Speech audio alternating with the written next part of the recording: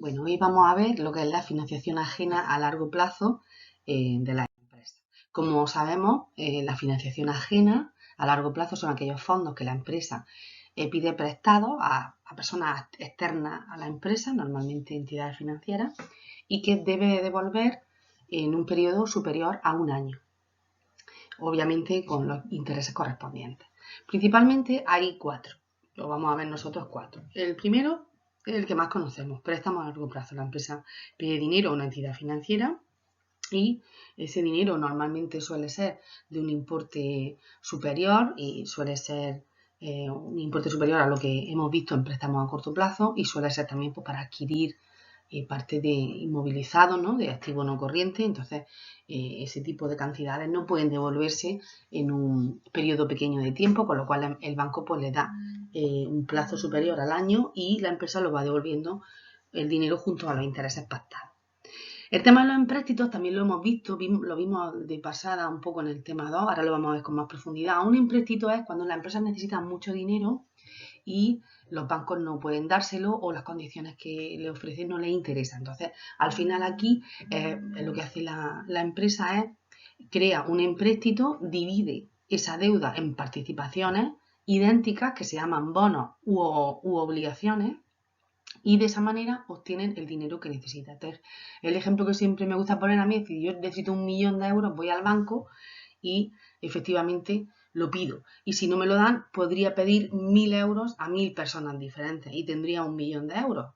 Hombre, en mi caso es complicado que 1.000 personas me dejen 1.000 euros, pero imaginaos las empresas grandes y esto se tramita a través de bolsa y las bolsas ahora son bolsas globales en las que invierten pues todo tipo de inversores alrededor del mundo, con lo cual no es tan complicado. Entonces, un empréstito en definitiva, las empresas lo usan cuando son cantidades muy grandes y generalmente son empresas también importantes. Este producto no está al alcance de las empresas, de las pymes, ¿no? Digamos, de españolas, ¿no? Estos son para empresas grandes. Las obligaciones, ya lo veíamos en el tema 2 cuando las comparábamos con las acciones o con las participaciones, son valores de renta fija. ¿Qué significa eso? Pues que yo sé de antemano qué interés me van a pagar porque está pactado ahí, cuándo me van a devolver el dinero y por eso se denominan valores de renta fija, a diferencia con las acciones, que yo compro acciones pero no hay una fecha de vencimiento, yo las tendré en tanto yo quiera y la rentabilidad de las acciones pues también es variable en el sentido de que pues dependerá de cuándo las he comprado y cuándo las he vendido y si la empresa pues reparte dividendos y los cobro. Otro producto muy interesante para financiar cosas a largo plazo, para financiar inversiones o inmovilizados, es el leasing o arrendamiento financiero. Aquí lo que ocurre es que la empresa, en vez de comprar la maquinaria y pedir un préstamo para pagarla, lo que hace es que acude a una empresa, que también normalmente suelen ser bancos, Santander Leasing, BBVA Leasing, o sea, que lo que hace la empresa de leasing es que ella, la empresa esta de leasing, el banco de leasing, compra la máquina está a nombre del banco y se la alquila mensualmente a la empresa, ¿vale? Entonces la empresa paga todos los meses una cantidad que es como un alquiler y cuando termina el plazo hay una última cuota y en esa última cuota la empresa decide si se queda con la máquina o si ya no la necesita más y se la queda el banco. Este producto tiene dos ventajas. El primero es que como es un alquiler, pues la empresa, ese pago para ella es como si fuera un gasto. Y esto lo que hace es que aumenten los gastos que tiene y pues tenga menos beneficios y por lo tanto pague menos impuestos. Eso es una cosa importante. Y la segunda es que puede, hasta el último momento, no tiene por qué decidir si se queda con la maquinaria o no. ¿Vale? Ahora cuando veamos el siguiente producto vamos a establecer comparaciones para que veáis un poco la importancia de esto.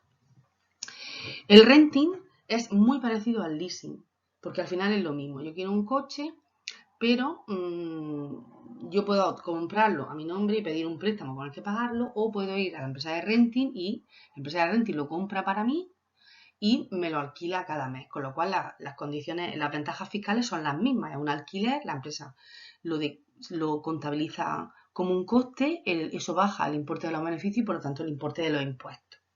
Pero el renting tiene dos diferencias con respecto al leasing. La primera es que incluye todos los gastos, es decir, tú te llevas el coche y te olvidas de pagar el seguro, de cambiarle las ruedas, de pasarle el aceite. Si se me rompe, me dan uno de sustitución. O sea, el renting incluye todos los gastos y yo no me tengo que ocupar de nada. Y la segunda diferencia es que a diferencia del leasing, que yo en el último momento decido si me quedo la maquinaria o el coche o no, el renting no te permite esa opción. En el renting, cuando acaba el plazo, el coche o la máquina que has comprado con renting se la llevan y si quieres te hacen otro nuevo con otra nueva máquina o otro nuevo coche.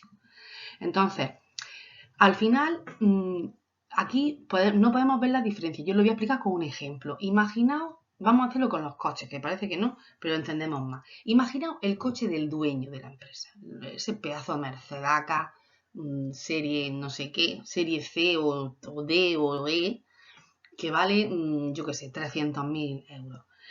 Entonces, ese coche es del jefe, es un coche de representación de la empresa, con lo cual es un coche de la empresa, y él hace un leasing, ¿vale?